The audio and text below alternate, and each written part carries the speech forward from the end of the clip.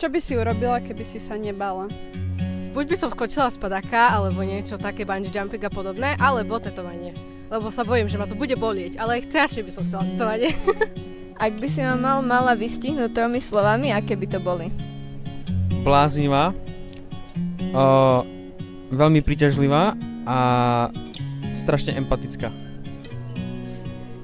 Tak za mňa by to bolo odvážny, statočný a veľmi milujúci.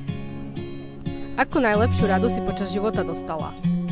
To, že sa nemám báť byť sama sebou a nebáť sa za svoj výzor, za svoj prejav a za to, aká som vo všeobecnosti.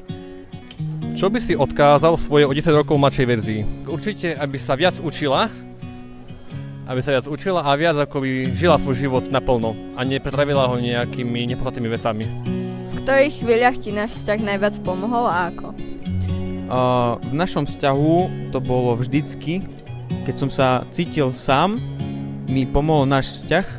Každá chvíľa strávená s tebou mi bolo vzácnym. Ak by si mala neobmedzené zdroje, čomu by si sa venoval? Športu alebo cestovaniu. Na ktorom poradí v rebríčku osobných priorít by podľa teba mal byť partnerský vzťah? Tak na prvom mieste si myslím. Ja ho mám na prvom. A v tých chvíľach mne najviac pomohol náš vzťah, tak to bolo asi hlavne v tých chvíľach, keď som potrebovala poradiť, ako sa nejako riadiť v živote.